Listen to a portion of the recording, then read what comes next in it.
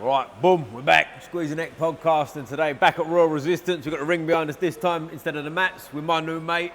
I'll let you introduce yourself, but Matt Marsh, thanks for doing this, mate. Former pro boxer, former amateur champion, current pro trainer.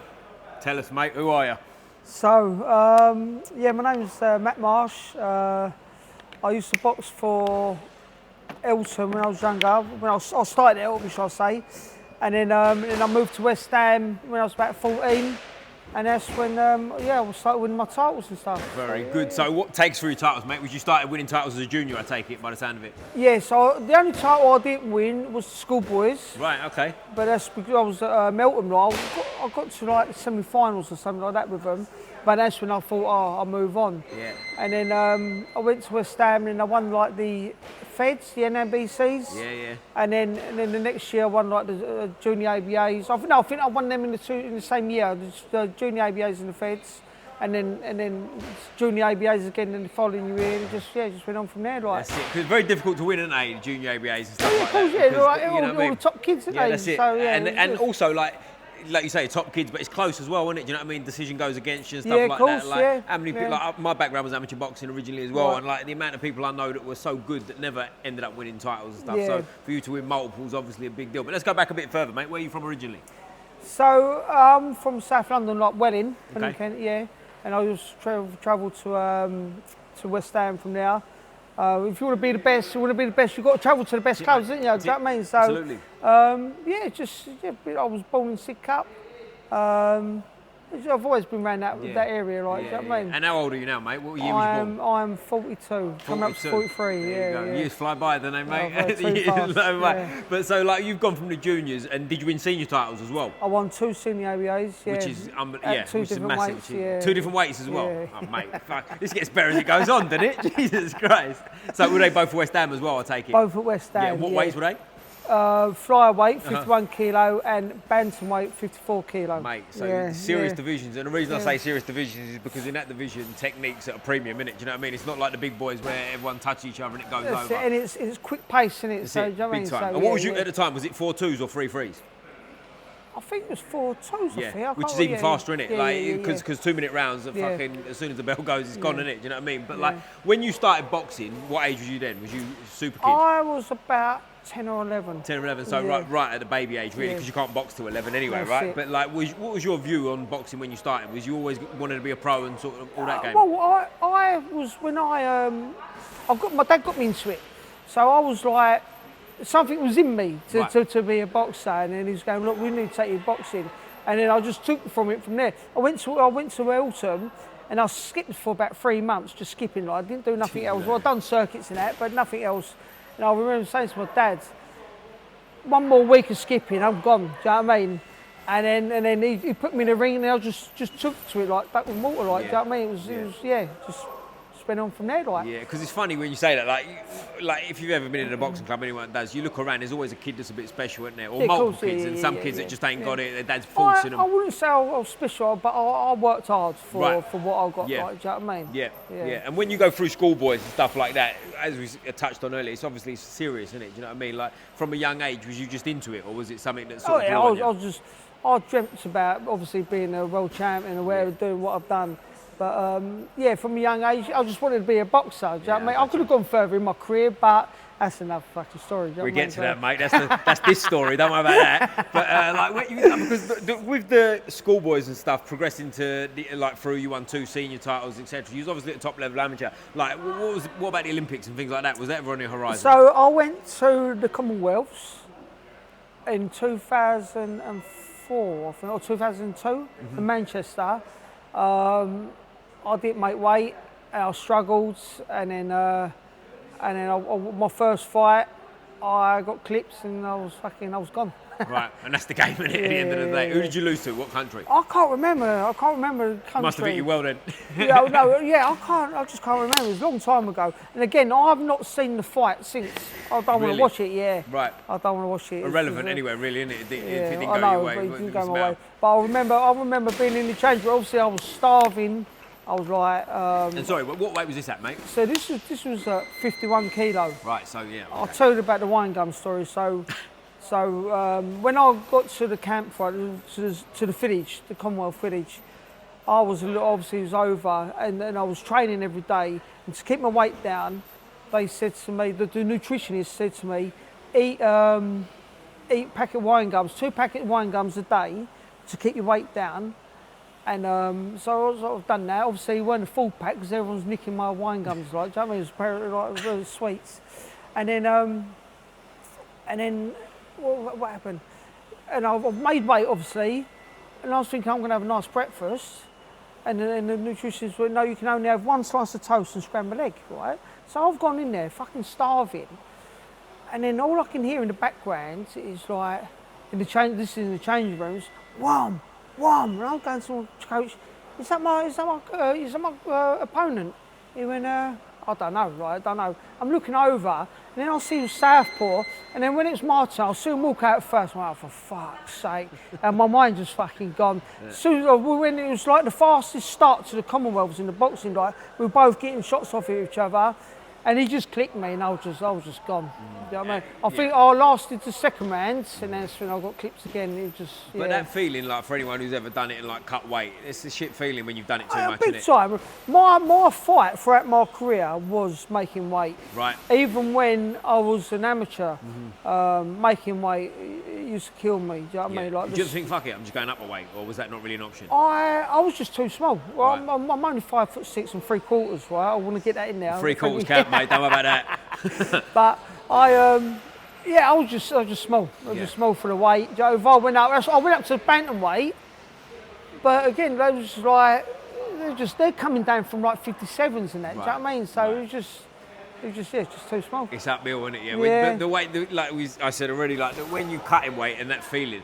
What I found as well, not that I did it that extreme, but like the interest dwindles as well, doesn't it? Like I remember sitting in a change room at a Nemesis show. I don't know if you know Nemesis Boxing Club, right? Yeah. Nemesis show back in the day, I would have been about 18, 19, and I'm sitting there thinking like, I just can't be arsed tonight. Do you know what I mean? Because and this is only a club show, by the way, that you've lost weight for. So it's like Commonwealth Games. The pressure in itself is enormous anyway, I would imagine. What were you like in the change room? Was that a big problem for you anyway? Nerves? I got nervous, but the more fights I had, the more I controlled it. I got through it. But that time, obviously, I was starving, hungry. I've only had like a bit of scrambled egg on toast, and I can just hear massive thuds. And I remember now, I was just thinking, who's this guy like? I hope he ain't one for me. And it fucking it was me, yeah. And what's the thinking behind the nutritionist giving the old wine gum thing? Oh, I don't know. It just to keep me my weight low, like, do you know what I mean? Yeah. Like, I That's don't know. A bit of a mad fucking thing. Crazy, isn't it? Do you know what I mean? It's crazy, yeah. Because back in the day, I'm sure you've done this too. My advice sometimes was like, you put the tap on, lick the tap, so you don't drink the water even. Yeah, so or suck on ice cubes and that. Lemons and things people did, didn't they? Like mad stuff. But like, if you go from the Commonwealth Games, do you have any regrets from it and think about the Olympics, or was it just like, here's what it is, I'm done with it now, I want to go pro? No, I've done the Commonwealths, and then I went up a weight. Uh-huh. And then that's when I won the senior ABA's 54s, featherweight. No, what was it? Bantamweight. Bantamweight, right? Bantamweight, yeah, sorry. And then I turned profile after that. Yeah. Yeah. What were you just done with the amateur game? Is that more of an interest thing? I was. Like, I wanted to obviously be with West Ham. Like, do you know what I mean? I asked my coach Mickey May to come over with us. But he preferred the amateur side. He didn't want to come over.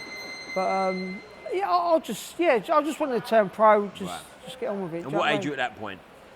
I must have been about 21, I think. Right, so you're still fairly young, isn't it? Really, do you know what I mean? You could have had another run at the amateurs, especially being what would it have been, a year away from the Olympics, I suppose. Yeah, probably. Yeah, I think so. Yeah. Did you ever look back on that and regret that or not? Not really. No. Not really. I don't think I would have got picked after what happened in the Commonwealths. I don't think I would have got picked again. And do you sort of almost, because you're at a new weight, do you sort of reset in like GB's eyes? Does that come into play? Because some people don't want to move weight. I'm not sure. Well, I must have I've had to box the top boys to probably get recognised again. But yeah, after what happened in the Commonwealths, they wouldn't. Right. Even if you won an ABA title, they still wouldn't have. I don't know. I just turned pro. I just want to prove myself. Do you know what I mean? I got you. And then I just moved on. Yeah. And what's that like turning pro, mate? Because obviously you said you got to find a new trainer. You got to do the whole sort of. Yeah. So I went with Johnny Eames. He was an ex-West Ham coach. Yeah, we had a good relationship, like good training sessions. We had Martin Powell down there. And we were a good squad. It was a good squad. There was at Canning Town, so not far from the West Ham, Right. from the West Ham gym. What was the gym at you was training at? It was TKO gym. Right, It was yeah. on top of like Canning Town. Right? Yeah. Trad TKO at one That's point. it. That's it. I know That's what it. you're talking Yeah, about, that's it. Yeah, it was because a a couple gym. of my amateur mates that turned pro, Ricky Boylan, I think, trained Yes, there for a yeah, I while. know, That yeah, business. yeah, Oh, you know yeah. Ricky, Yeah. amateurs. Yeah. And that. So shout out Ricky, mate, if this finds you. Right. But like from going pro, like obviously, because the name when you say I'm turning pro, people I think you get a Mercedes and you got sunglasses on and you're living the dream, right? But most pros they still got a job, haven't they? Which is, I worked my first few years, and then I had a son, and then I was getting up at 4 o'clock, doing my running, going from work straight to the gym, and then coming home, eating dinner, and going to sleep again. It's hard and life, isn't it? it was fucking hard. It was hard. And then one morning, I think I took loads of tablets. I just wanted to sleep. It got too much for me. Took loads of tablets, and then my skin started turning yellow. So rushed me to the hospital. I just wanted to sleep, and then after that, we found a sponsor, and they helped me out. Like, do you know what I mean? So I didn't have to. I can relax more. I can concentrate on my training and stuff. Do you know what I mean? Yeah. And what was going on with your skin turning yellow? What happened? What was the outcome of that? Because I took so many paracetamols. It was something doing my liver, Right. and then when you're something doing your liver, you turn yellow. Yeah, skin goes yellow. That's a fun time. And was there a big recovery on that, or was that just you got over that pretty? Yeah, I early? just got over it. Just Right. yeah. Flush it out your system and It was stuff. just. I think it was just cry for help, really. Do you know what I mean? All I wanted to do was just have another hour, and then my son was crying, I think, and my ex weren't getting up for the baby or whatever. Do you know what I mean? So I thought, I just want to fucking sleep. 20 paracetamols, please, Yeah, doctor. fucking, Yeah, yeah, but no like good. from if you're turning pro at sort of 21, like for anyone, 21-year-old is a man, but it's a kid at the same time, isn't it? Do you know what I mean? So like, sky's the limit is what I'm trying to say. Yeah, of course, Your yeah. ambitions, obviously, I'm assuming anything's possible. Like when you're turning pro, what are your ambitions in the game at that point?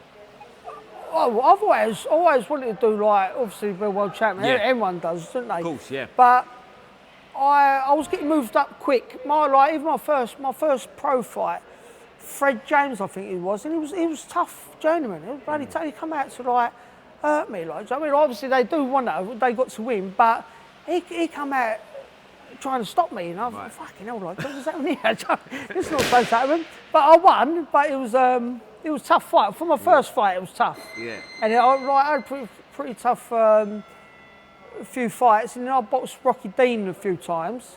Those good fights. I won every round, every fight. You say a few times? Yeah, I boxed him wow. three times, and I won every time. But that was tough. Do you know what I mean? Yeah. It was good. Yeah. I think both of the southern area, bantamweight and featherweight, featherweight, and then I defended my British against him as well when I won that. Which is a massive achievement, which we'll come on to, like in terms of, like you're very decorated as a pro as well, weren't you? Do you know what I mean? Like for how many fights did you have as a pro? I only have 15. That's what I mean. You only had 15. Well, I say only. That's you know, for anyone turning pro, it's still pretty extensive, isn't it? But it's not 50 fights, is it? Do you know what I mean? No. But 15 to win. What did you say? Twice Southern area, English, British. Yeah. So we've I won the two Southern areas. I won the British. I went for the English. I say I won it, right? But I was 6 ounces overweight, so I didn't get the fucking belt. 6 ounces. I think 6 ounces. That's the weight of a glove, lighter than the glove. Not even, right? Because like they were saying this about Chris Eubank recently, like weight of a battery. Like what's that? Probably 6 batteries in it. I might be wrong. Someone's probably screaming at the screen, going, "No fucking ain't." But yeah, so it's nothing, right? 6 ounces over. 6 ounces is lighter than the glove. Right. Boxing in, yeah. Yeah, in your boxing at your weight, I'm assuming 8 ounces, right? 8 ounces, 8 ounce yeah. gloves, which again, I've said this on here before, and other people have alluded to it too. People put a lot into the gloves in terms of what they think of them, right? But anyone who's ever had a pro glove on their hand, it's a fucking weapon, isn't it? It's there. It's not there to protect his face. It's there to protect your hand. Yeah. Like, was there a big difference from turning pro to amateur? Or did you just take to it quick? I took to it pretty quick, I think. My style of boxing as an amateur done me favours in the pros. Like, I mean, I just worked on work rate and all that, and my fitness was always top. Do Yeah. you know what I mean? So it suited me pretty well. Like, do you know what I mean? And after the British title, did you lose the British title or did you give it up? What was the No, score there? I couldn't make weight, Right. so I gave it up, and I think Jason Booth and Mark Moran boxed for it. And then I got a nutritionist on board. I had a bit of time out of relaxing and all that. Now I've got a nutritionist on board. Sorry, mate, we've got someone calling us. Yeah, cool. Come in, mate. Can you get those chairs off the mats? Off the mats, yeah, no Really problem. expensive. Cool, no problem. Sorry. No, We'll adjust there. Yeah, there's fine. Is that all right? It's like 10 grand. Yeah, from that. sorry, mate, no problem. Cool. Sorry. Yeah, because if I cut them on the BJJ guys. Yep, I got you. Sorry. No, thanks a lot, mate. Cheers. Are we all right to keep that in with you in, yeah? Is that right? Cool. Thanks, mate. No, no problem, mate. All good.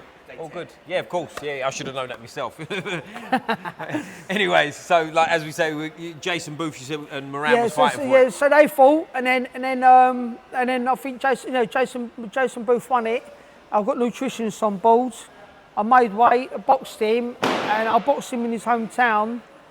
And then I remember walking out, and I was getting booed and stuff.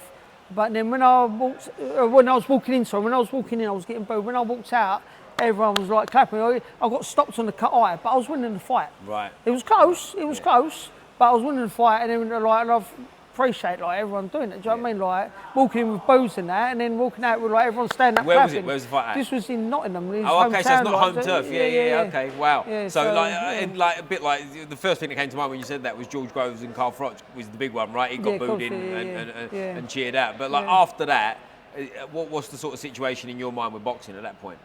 I retired after that. That's what I mean. Are you just sort of like out of love with the game type deal? Yeah, what it was they offered me another fight, and it was like half what I got for that fight. And it was just like, I just had enough. I could go work and earn more money. And like, do you know what I mean? It was just like, no, I can eat and drink and go out or whatever. Do you know what I mean? Like, Not worry about weight. yeah, that's it. And it was just, it just got on my nerves.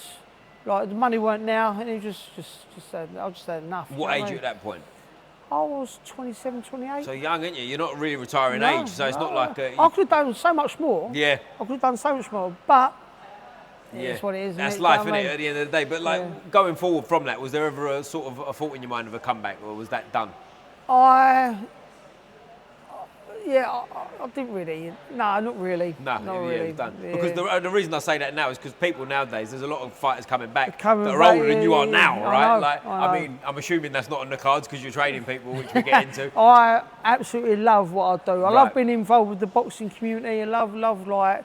I just want to make. I made the name as a fighter. Right. I want to make a name as a coach now. Do you know what I mean? Yeah. And that's my goal is.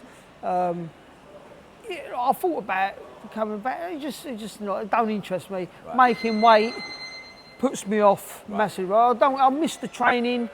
I miss the fighting, but making weight that turns me off big time. And it's not the game to be in if you're half in either, is it? Do you know No, what of I mean? course It's not. I know. football, You've got to like- be 100%. Right. 100% into Yeah, it. even from like amateur days, right? You see some kids that are amateurs that sort of their interest wanes and they sort of start getting knocked out in the amateurs, which is, you know, you fast forward to the pros, like dangerous. You've innit? got to put 100% into it. Yeah. You've got one chance, one career, and you've got to put everything into it. If you don't make it, you don't make it. But at least you can say you've tried. Do you know what I mean? Exactly right. So- And I think there's a lot to that. It's someone who's tried, right? Versus like, you know, a lot of people want to talk nowadays on the internet and whatnot and like knock people that are trying. Jake Paul's one of the big ones, which maybe we'll talk to because I see, right? But like, you know, people are out there trying, aren't they? And you know, like Journeyman you touched on earlier, like there's guys out there that have had 100 losses as a pro, right? Yeah. And people will look at them and dismiss them as nothing. But you know, you get in there and have a bout with them and see how you get on, right? Is how I look at these things. Yeah, that's it. It's stepping into there is Yeah. a different world, isn't it? Mate, Do you of know what I course mean? it is. We've all, and I'm sure we all have been in there in change rooms, and there's a geezer in the corner who's like overly nervous. I almost wanted to get away from him. I won't tell the story again. I've told it only about 3 times. A fella in the change room once who was overly nervous, and I felt like I didn't want to sit near him because I felt like it was catching. Do you know what I mean? I had to go and sit the other side. Yeah. So you know, it ain't easy. But the more fights you have, Uh-huh. you'll be able to control your nerves and put it back into the ring. Right. Like, do you know what I mean? Right. Like, obviously, your first few fights, everyone's like Yeah. shitting it. No, do you Of know what I course, mean? yeah. So, But some people, I mean, I think a lot of people are all the way through anyway, aren't they? Regardless, you know, like even top level fighters. Mike Tyson's one that comes to mind. If you hear him talk about it, he says how nervous he was. And, like, you wouldn't necessarily think it, right? But like, if you go from sort of an amateur changing room sitting there, nerves are real. Like, but from that to sort of like fighting for British titles as a pro, was there much difference for you, or was it just business as usual? Yeah, it's just business as usual. Right. Like we try to have a little crack in the changing rooms. Obviously, my pro trainer was different to my amateur trainer. Do you know what I mean? Like, but Johnny is my pro. But yeah, we just had a laugh and that. Just chilled out. Whatever. When you're an amateur, you got your other mates. They might be on the same shows, yeah. so you got your friends round as well. Like, do you know what I mean? Yeah. So it's a little bit different, but not much. Because the amateur shows as well, like you said there, even if people ain't boxing, they're normally there, aren't they? Yeah, Your that's club mates it, are normally supporting at you the shows, and all that. you know Yeah, what I mean? and it's wicked. It's a nice vibe, isn't it? Yeah, it's pucker, I love good. it. You get on a bus and Absolutely go love it. somewhere, our send us That's it. nowhere and have a That's bout it. and stuff, but it is what it is. But like nowadays, obviously you're a coach and we got put in touch by Giorgio. I'm not going to. He's not about. He is over there, so He's I might, over if I there butcher somewhere. his name, he'll hear me. But how do you say his surname? Isaila? Isaila. Isaila, there, Yeah, close yeah. enough. Hey, splitting hairs now, aren't we? But shout out Giorgio, future champ over there. I'm assuming you're going to tell me that as well. But like, how'd you get hooked up with Giorgio, mate? Because he put us in touch. Yeah. So what it was, we used to train just down the roads. There's an amateur club up the road there. What's the amateur club? Oh, we're not meant to say it. Read the room, Ollie. No, I'll say it. There's honour and glory. So, Yeah, okay. Like, again, like, I've got no beef with him. But what it was is, You sure? I left. I was saying to him, I'm going to leave at Christmas time. Right, okay. And then he went, if you're leaving, I'm going to leave with you. And he left. And obviously the owner of Honour and Glory weren't happy. Do you know what I mean? He just started slagging us off or whatever. Do you know what I mean? Shit happened. Do you know what I mean? Yeah. But he wanted it because I used to just help him out with training because you had the main trainer at Honour and Glory. And is he an amateur at this point, or is he? He was an amateur. He used to be an amateur, but then he turned pro, and then you had the main trainer down the road. But I used to help him out, and not all the time because he was the main trainer. Yeah. And I just said, look, I help him out when I can. But then there's rumours going around, oh, you're doing it behind closed doors, whatever. I weren't. Right. I done it in that gym when he knew I was there, like, and he had cameras in there. I done it in front of the cameras. And then, sorry, just to stop you there. Like, what's your situation at the time? Are you a pro coach at the time, or I are was you just? pro coach. You just, oh, right, you was. I was helping out. And then, and obviously, when I was training, I was just saying to him, look, so I'm leaving. It's up to you. And then he come over with us. Do you know what I mean? Because I believe he's from our episode. He's a late starter as well, wasn't he? And he just He's a got late into boxing. starter. He had 20 fights, won 18, I think. Okay. As an amateur. As an amateur. And then he's turned pro and he's had 717. And he's Which is an knocked out- amateur, just to go back to the amateur, that's a mad record for the amateurs, isn't Yeah, it? really Because, good. like, Yeah, amateur, yeah, yeah. like a lot of guys that are sort of really good pros, if you look at their amateur record, they've got plenty of losses, haven't they? Because that's their learning a trade. So for him to go through, I won't say it too loud in case he hears me, I don't want to give him too much of a pat on the back, but he's that's a great record, isn't it? Do you know Oh, what I really mean? good. As an Yeah, amateur. yeah. So he was obviously a bit special from the off. Oh yeah. He puts 100% into it. He's like me when I was younger. Do you know what I mean? That's why we gel so well. Do you know what I mean? Yeah. Like we just want to learn. We bounce off each other. We learn. Do you know what I mean? Even as a coach, I'm still learning. Do you know what I mean? Like he's a good kid. Yeah, it's He's a good. kid. And I'll tell you one thing that I said to him when we was on the podcast as well, which is like your opinion on, obviously, as you're a coach. Like for the weight he fights at, he's not the biggest guy in the world, is he? Like when he said to me the weight, I thought you'd be lighter than that sort of thing. Yeah. But at the same time, I think there's a big benefit to that, isn't there? Because like what we were saying earlier, he's not depleting himself. Is that something you encourage as well with him? Yeah, obviously I don't want him to kill himself, Yeah. but he's boxed at 71 a few times, 71 kilo, and then he's boxed at 66.5. Right. But a little bit struggle, but he makes it easy. Do you know what I mean? I don't want to see fighters struggle like I did. Right. That's what I don't want Right, to see. Do you right. know what I mean? Yeah, and there's more to it than that as well, because I think that's like, it's obvious, isn't it, to say, but I think that's when a lot of brain injuries can come into it if you're dehydrated. 100%, and whatnot, you know what I 100%, mean? You've like- got to look after yourself, haven't you? Yeah, of course you do. Especially like when you like training in saunas, like I've done, and you see these these pro fighters getting brain damage and all that, because there's no water around your brain protecting that.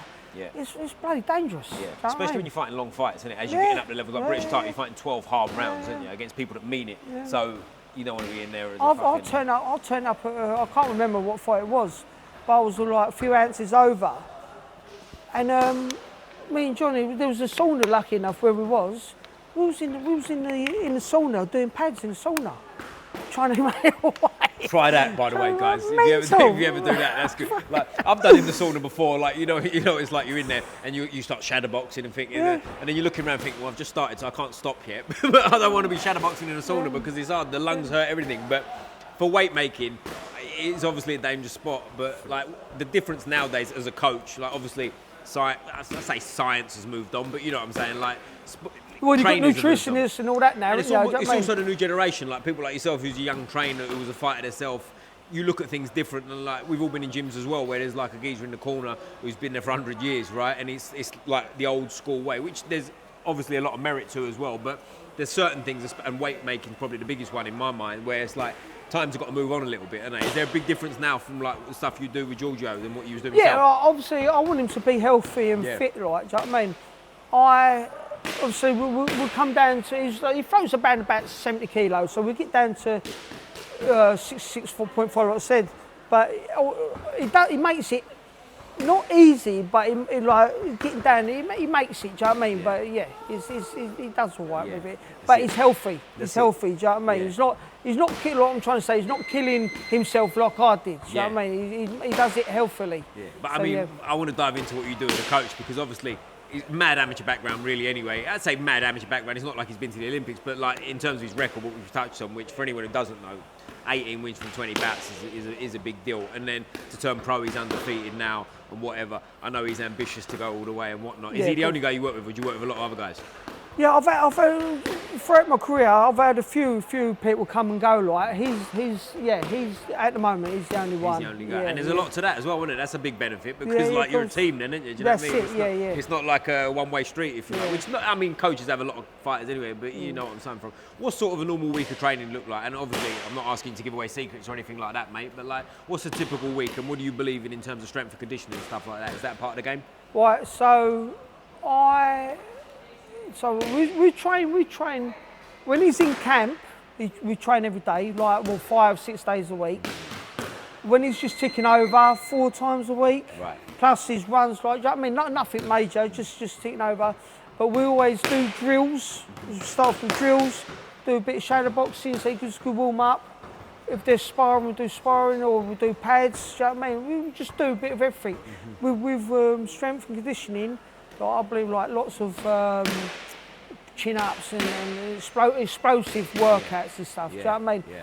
He works with a geezer called Rory who does all the... Shout out Rory's been on here, mate. We know Rory. Rory's a friend of the show, yeah. So I like what he does, all the plyometrics and stuff. I love all that. Great guy as well, Rory. I hope you're well, mate. He's a lovely fella. So I know I like plyometric training, so it's new agey, but also in a sense it's a bit old school, isn't it? Like the Soviet Union style, which I really believe in. And when it was quite a while ago, so I can't remember exactly specifics of Rory, so I won't put words in his mouth and butcher him. But everything he was saying made a lot of sense, and it wasn't like reinventing the wheel. Because I'll tell you another thing you see now, again going back to sort of the Instagram side of things, there's a lot of people turning with cables and doing all sort of fancy pants stuff, and I think that's where back in the day old school boxing coaches probably had a bit of a bad taste for it. Do you know what I mean? Because it's like, do we need to do that? And like, you look at stuff like Rory, he's sort of jumping around, throwing balls about, lifting heavy, and it makes sense, doesn't it? But at the same time, the reason I bring it up to you is because where you're a younger coach, you're probably more open-minded to it. Whereas back in the day, even when I started boxing, it's like, if you lifted a weight, it was a bit fucking simple. Do you know what I mean? Like, and that's kind of, I'm assuming that was when you was boxing too. They didn't like just hard work. Like especially when I was at West Ham with Mickey May, it was just hard work. Do you know what I mean? Like we didn't do like weights or anything much. It was just like running around the track, like doing like loads of sparring, pads. Do you know what I mean? It was just hard grafts. Yeah. But it brought the breast out of me. Do you know what I mean? Yeah. But now, obviously, you're getting all these other little bits and pieces like the plyometrics and stuff. And I think it does help. I think it helps loads. Yeah. So, and again, an old school fighter won't agree with that. Right. But someone my age, do you know what I mean, does agree. Do you know what I mean? But it's funny because you look back at old videos of like Sugar Ray Robinson training, Rocky Marciano. They are kind of doing it, aren't they? They might not have called it that, but if you watch what they're doing, like Sugar Ray Robinson, you see a lot of videos of him running backwards and doing all kinds of mad Yeah, stuff like that. sure, Don't you? yeah, Do you know what I yeah, mean? yeah. And he Muhammad used to Ali dance, used to do a lot of running backwards running and stuff like that. So in a way, they are doing it. And But Rocky do you know was- why they done that though? Why? Because when you're on your toes, you're moving round, Right. it's building the muscles Yeah, up yeah. going backwards. Yeah, makes sense. It's clever. doesn't it? Yeah, it is I clever. didn't think they But would do that. it's so simple Yeah. as well. It Isn't is it? And so I think simple, yeah. that's why I Yeah, think yeah. a lot of times people mess things up because they overcomplicate things. Whereas Yeah. like simple Yeah. to me is king. And That's the way you move around. It's yeah, clever. I really like watching Rocky Marciano train. I Yeah. spoke about this on here before, so sorry I'm repeating myself, guys. But like, I'm sure you've seen the old tapes from training. Like, some of it's almost like, fuck's he up to? He can't skip properly. He like hits the bag once and puts his head to it. Doesn't seem like he's doing it. But it's like he was touching on. It's hard work, isn't it? You Yeah, know of what I course mean? it is, Like, yeah. it worked for him Yeah. because short arms, heavyweight, done the That's business. it. But in training, you got to. What you think's going to happen in the fight, that's how you got to train for, isn't you? Yeah. Do you know what I mean? Yeah. So, like, if you're going to come in like this, or if someone's taller, you got to work inside. Yeah. If someone's shorter, you got to try to keep. And that's them an interesting point too. Do you think sometimes coaches are too much one way, or on the other side of that, fighters sort of overly put? I'm trying to word this right without saying like don't listen to your coach, because obviously you got to, but like blindly follow your coach. Do you know what I mean? Whereas it's like a one-size-fits-all system. Whereas like someone like Giorgio, as an example, wouldn't box the same way as someone who's in that weight division who's 6 foot tall. Do you know what I mean? Like there's ways to train people, and did you sort of subscribe to Yeah, that? well, I think if you're fighting someone smaller, and then you've got to adapt to someone who's fighting, if someone's, you just got to change it a little bit. If someone's taller, then I think you've got to adapt to trying to get inside, like don't work around them. It's just, you don't want to be doing the same thing all the time. Right. Do you know what I mean? Right. Like you've got to try to adapt to who you're fighting against. So, Yeah. and that's why you do like drills and stuff, so you can work on little bits. So when you do get a fight camp, you've got an opponent. Yeah. You've touched on little bits like with these type of people you're going to fight against. Do you know what I mean? Do you find as well, like keeping a fighter happy? I know, like they say, a happy fighter is a dangerous fight, but like keeping training light and fun in some ways as well. Because Of course, yeah, you've got to make yeah. it fun, bit of banter and that. Yeah, That's of what I course mean, you do. yeah, because Yeah. we've again, everyone's been in a gym where it's quite cold and boring and training's harder, isn't it? Do you know what I mean? Like, and I find like that can wear a fighter down, and then you're not getting the best out of it. Like with our drills, like we do the same thing all the time, but you can see the footwork is unbelievable. Like his footwork is unbelievable, but it does get boring. But then after that, and then we have a bit of banter, whatever. He doesn't get bored of it. He enjoys it. He just go through it all. But you can tell by his footwork, he's got so much better now. Do you know what I mean? Like right. from his last fight, he was like little Lomachenko. Do you know what I mean? With Pucker. That's all from the drills we were doing. But it's repetition. You've got to do it. You've got to do it. So the brain just does it automatically. Do you know what I mean? That's and also this gym as well. And again, I've said this about other gyms, and people go, "Oh, you everyone say everyone's got a good vibe." Listen, I call it how I see it, right? I've got to be honest. I've been in here 3, 4, 5 times now. I know some of the guys. There's always a good vibe in here as well. I think that goes a long way. Like the energy of a gym. Like, Oh, of course you it know does. what I mean? Yeah. All the other the other coaches and that are all nice, like all watching, all helping each other out, all chatting, all having a laugh. It's nice. Yeah. Nice environment. Do you know what I mean? Yeah, and that goes a long way, as I say, doesn't it? Yeah. And with our man over here, where do you see him going, mate? Do you think he can go to the top? Can he get I there? really do. Yeah. I think it's going to take a lot of hard work, but I think he can do it. Yeah. That's He's good, trained mate. by the best coach. So Who's your coach then? No, but like going forward, mate. Do you want to? Are you sort of looking to build a stable of fighters and do this? I want to be like how my old coach Johnny Eames was. Like he had his own gym with like loads of like fighters, different weights and stuff. That's my goal. That's my goal. That's good. I want. Obviously, he's the start of it all, so we'll see. There you go, that's mate. Well, my listen, friend. mate, this has been really fun. No, I thank really you for having appreciate us. it, Yeah, mate. thank you. Before we finish, I always ask the most important question. And considering what boxing club, this might not go down well, but what football team do you support? Right. So I was brought up with being the Chelsea supporter. God, right? man, we'll leave it there. That'll do. That'll do it. But because I was West Ham and I won all my things in claret and blue. You haven't switched, please. No. We just won I like one them title. both. I like them both. Can't do that, mate. They're enemies. I'll ask you to do this. If we do this again, you know the answer next time. But, mate, listen. No, thank this you. has been good. No, I always good. finish with a fist up like this, mate. Squeeze the neck. Boom.